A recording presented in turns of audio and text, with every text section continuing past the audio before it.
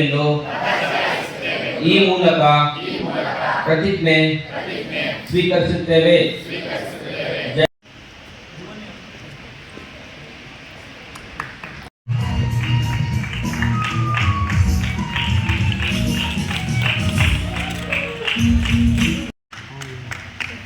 Divya RC second place. DSS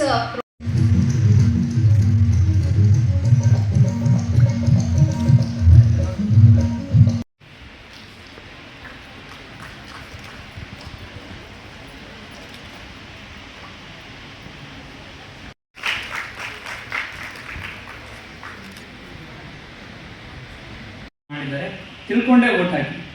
ಅದು ನಿಮಗೆ ಬಿಡ್ತೀವಿ.